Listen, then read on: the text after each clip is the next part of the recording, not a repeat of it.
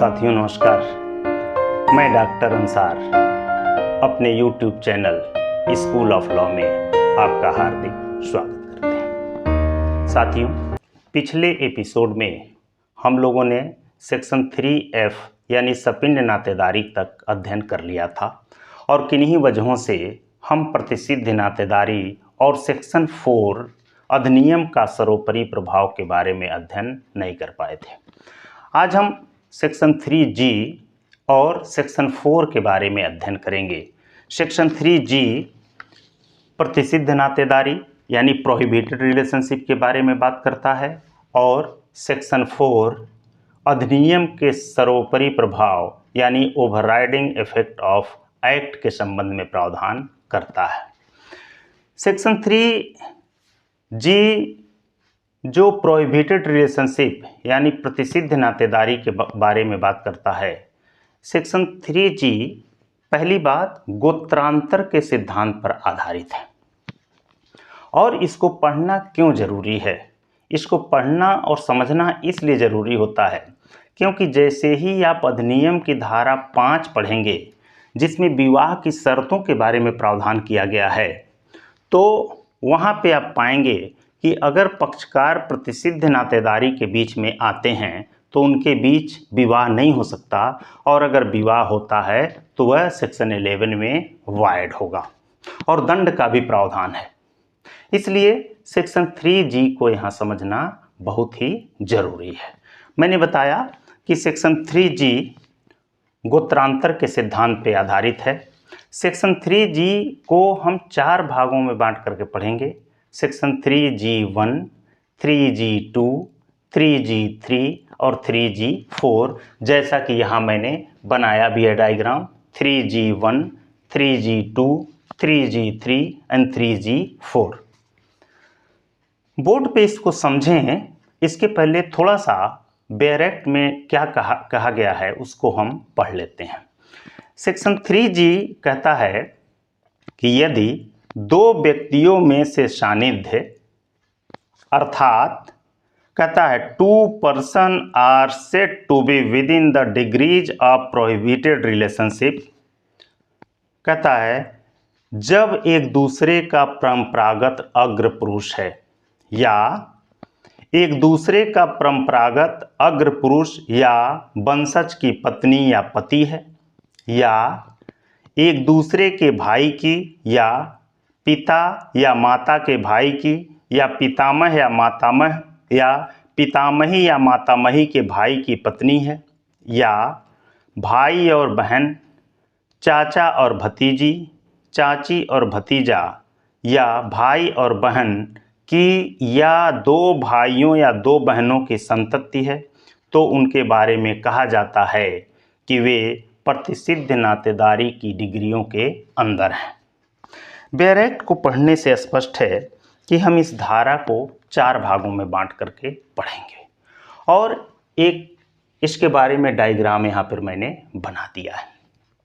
सबसे पहले section 3G1 को पढ़ेंगे जो कहता है कि जब वे एक दूसरे के परंपरागत अग्र पुरुष हों।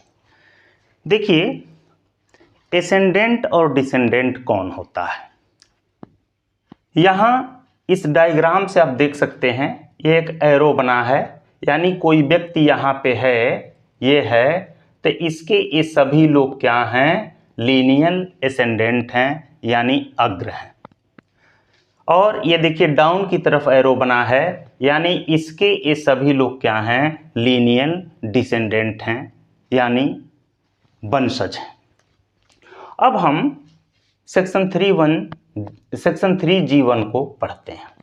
देखिए एक डायग्राम है, इसमें P है, S है, D है, SS है, SD है, SSS है और SSD है। इसको हम 2 तरह से पढ़ेंगे। यह P स्त्री भी हो सकती है और पुरुष भी हो सकता है। मान लीजिए ये P स्त्री है तो यह D इसकी पुत्री होगी और S इसका पुत्र होगा। अब यह P इस S पुत्र से विवाह नहीं कर सकती। P का S प्रतिसिद्ध नातेदार होगा, इसी तरह यह पी स्त्री का यह एस एस यानी पौत्र है, पुत्र का पुत्र, यह भी प्रतिसिद्ध नातेदार होगा। और एस एस एस यानी पुत्र के पुत्र का पुत्र भी प्रतिसिद्ध नातेदार होगा। यह डिग्री और भी नीचे जा सकती है। यह हो गए लीनियल डिसेंडेंट। अब यहाँ आ जाइए, यह लीनियल एसेंडेंट है, यानी यह कौन है? पुत्र के पुत्र का पुत्र है। यह पुत्र के पुत्र का पुत्र जो है, यह इससे विवाह नहीं कर सकता, यह इससे विवाह नहीं कर सकता, और यह इससे, इस स्त्री से भी विवाह नहीं कर सकता। यानी पुत्र के पुत्र का पुत्र इससे भी विवाह नहीं कर सकता, इससे विवाह नहीं कर सकता, इससे नहीं कर सकता, और इससे नहीं कर सकता। और इसी तरह यह स्त्री इस यश यानी पुत्र से विवाह नहीं कर सकती, पुत्र के पुत्र से विवाह नहीं कर सकती, पुत्र के पुत्र के पुत्र से भी विवाह नहीं कर सकती, क्योंकि ये सभी लोग क्या हैं? लीनियल डिसेंडेंट हैं। इसके संबंध में डिसेंडेंट हैं और इसके संबंध में ये लोग एसेंडेंट हैं। अर्थात पुत्री पिता से विवाह नहीं कर सकती, इसी तरह माता का पुत्र से विवाह नहीं हो सकता, इसी तरह माता का पौत्र से विवाह नहीं हो सकता, और पिता का पौत्री से भी विवाह नहीं हो सकता, माता का प्रपौत्र से विवाह नहीं हो सकता, और पिता का प्रपौत्री से भी विवाह नहीं हो सकता। इसी तरह ये जो डिग्रियां हैं यह ऊपर जा सकती हैं और भी नीचे जा सकती हैं। कहने का मतलब ये है कि ये जो सभी लोग हैं वो क्या हैं? ये प्रतिसिद्ध नातेदारी की डिग्री में आते हैं। सेक्शन 5 में अगर इनके बीच में प्रतिसिद्ध नातेदारी के बीच में विवाह होता है तो वह धारा 11 में क्या हो जाएगा? शून्य हो जाएगा। अब आ जाइए, इसका दूसरा भाग क्या कहता है? दूसरा भाग कहता है कि एक दूसरे का परंपरागत अग्र पुरुष या वंश की पति या पत्नी। सेक्शन 3G सेकेंड कहता है एक दूसरे का परंपरागत अग्र पुरुष या वंश की पति या पत्नी अगर हैं तो ये भी क्या हैं? प्रतिसिद्ध नातेदार हैं। इसको भी एक डायग्राम के माध्यम से हम समझ सकते हैं। यह आप देख सकते हैं कि यह P है और यह P के संबंध में ये लोग लीनियल एसेंडेंट हैं और P के संबंध में ये लोग लीनियल डिसेंडेंट हैं। यानी ये P एक लड़का है और इसके सभी लोग पूर्वज हैं और ये सभी लोग क्या हैं? वंशज हैं। अब आइए, मान लीजिए P एक लड़का है। सवाल उठता है कि यह किससे विवाह नहीं कर सकता या इनमें से कौन लोग प्रतिसिद्ध नातेदारी की श्रेणी में आएंगे, डिग्री में आएंगे? ये सभी लोग, जितने लोग हैं, ये सब लोग प्रतिसिद्ध नातेदारी की डिग्री में आएंगे और इनके बीच वैवाहिक संबंध स्थापित नहीं हो सकता। ये लड़का है P, यह अपने, अगर आप लीनियल एसेंडेंट की तरफ जाते हैं तो यह लड़का, ये इसके पिता हैं, पिता की वाइफ है अर्थात माँ हुई, यह क्या होगी? प्रतिसिद्ध नातेदार होगी और सेक्शन 5 में इससे विवाह नहीं हो सकता। इसी तरह यह पिता का पिता, फादर्स फादर है और यह उसकी वाइफ है, यानी यह क्या होगी? दादी होगी, वह भी प्रतिसिद्ध नातेदारी की डिग्री में आती है, विवाह नहीं हो सकता। इसी तरह P लड़का है, यह पिता के पिता की वाइफ है, यानी परदादी है, वह भी प्रतिसिद्ध नातेदारी की डिग्री में आती है और उससे भी यह P जो है विवाह नहीं कर सकता। यानी इससे भी नहीं कर सकता, इससे भी नहीं कर सकता और इससे भी यह विवाह नहीं कर सकता। इससे भी नहीं, इससे भी नहीं और इससे भी नहीं यह विवाह कर सकता। अगर विवाह करता है तो वह हिंदू मैरिज एक्ट 1955 के सेक्शन 11 में वाइड होगा, शून्य होगा। अब यह तो हो गया लीनियल एसेंडेंट। अब लीनियल डिसेंडेंट कौन लोग हैं? यह लड़का है, यह इसका पुत्र है, यह पौत्र है, प्रपौत्र है, यानी ये सन है, संस सन है, संस संस सन है।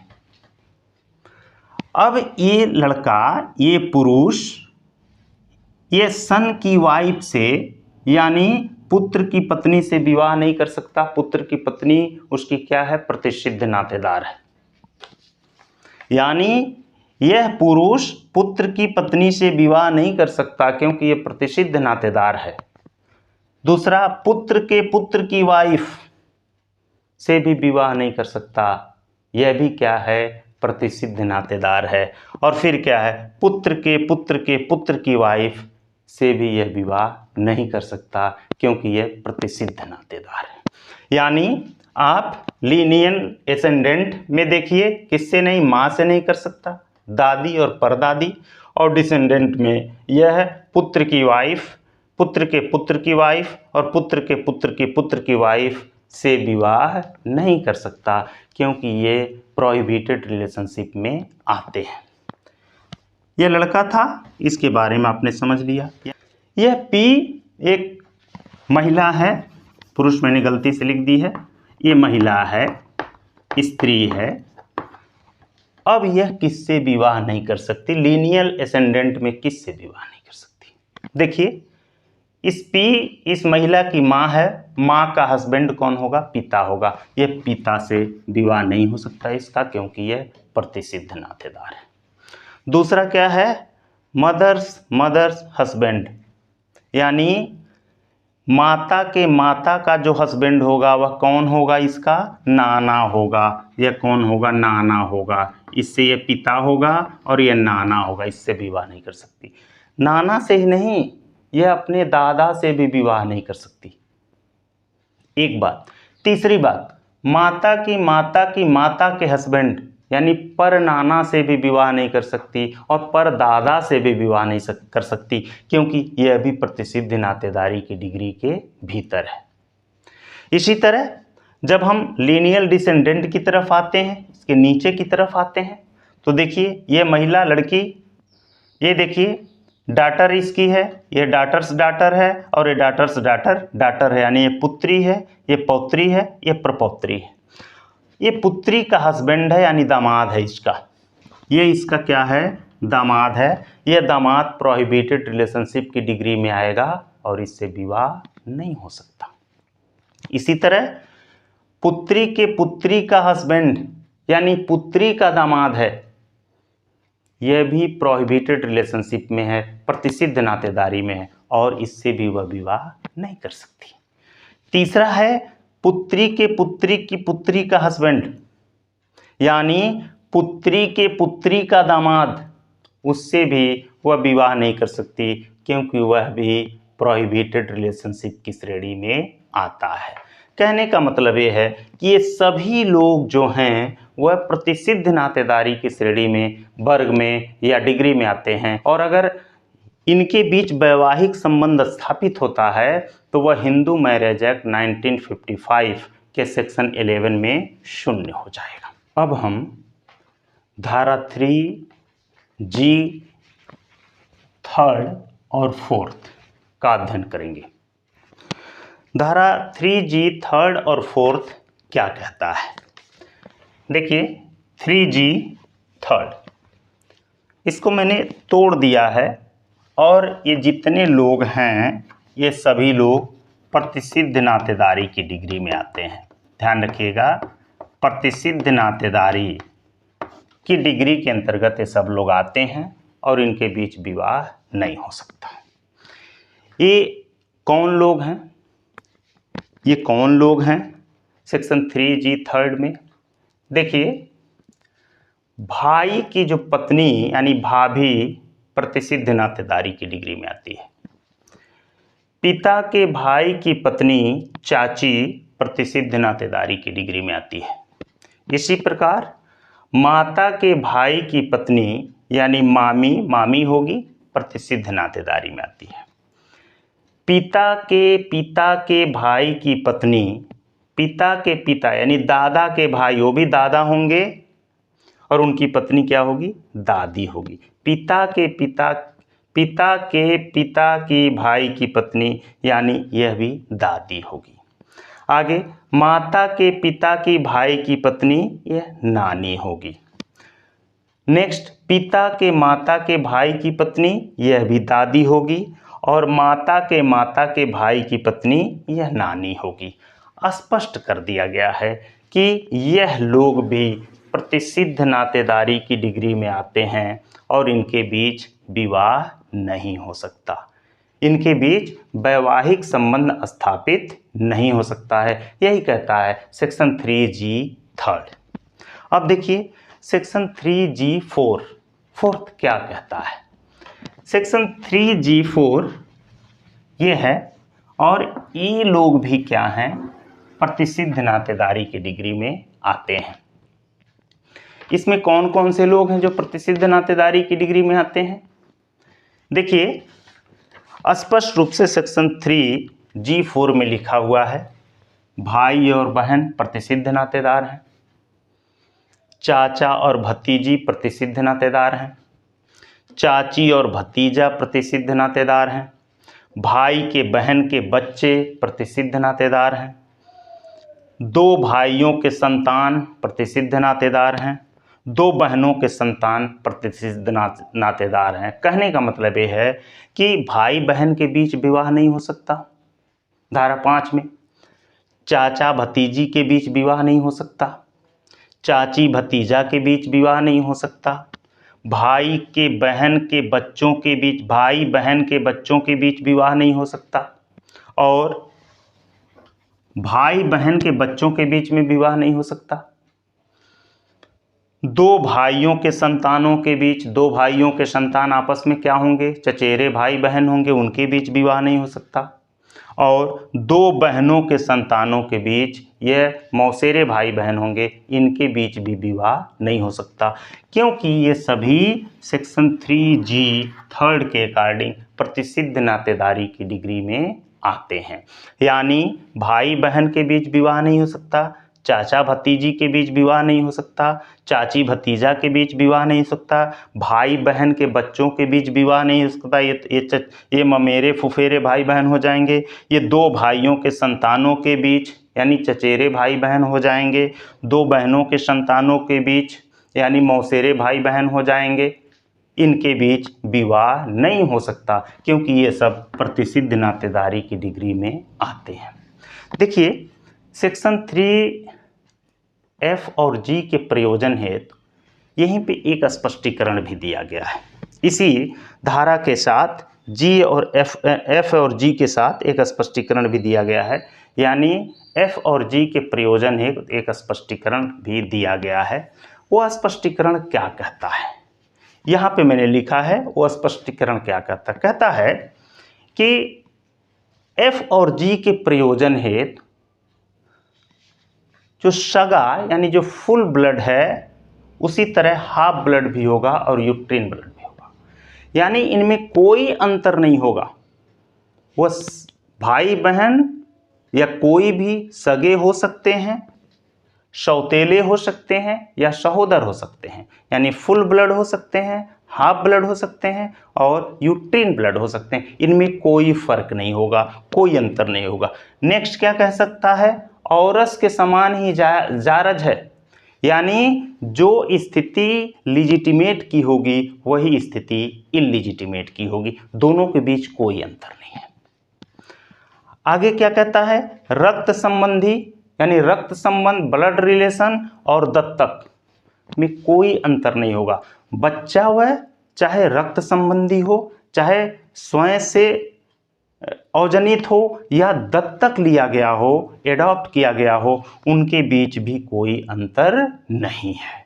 इस तरह सेक्शन 3G 1, 2, 3, 4 में प्रतिसिद्ध नातेदारी की डिग्रियों के बारे में बताया गया है, और प्रतिसिद्ध नातेदारी की डिग्रियों के बीच जो भी लोग आते हैं वो सेक्शन 5 में आपस में विवाह नहीं कर सकते। अगर करते हैं तो वह हिंदू मैरिज एक्ट 1955 के सेक्शन 11 में वाइड हो जाएगा। अब अधिनियम का धारा 4, यह चैप्टर 1 का अंतिम धारा है। इसके बाद हम लोग चैप्टर 2 यानी धारा 5, 7 और 8 के बारे में अध्ययन करेंगे।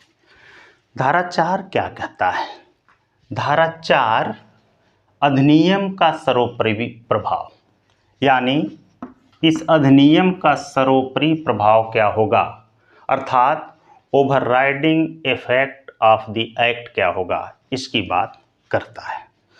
देखिए इसका क्या अर्थ होता है, सेक्शन 4A और 4B में बताया गया है।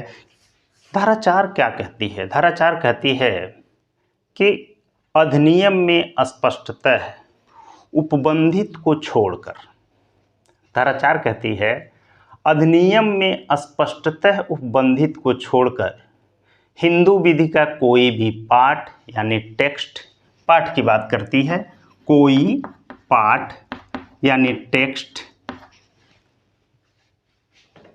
नियम अर्थात रूल, पाठ, नियम, और तीसरा कहता है निर्वचन।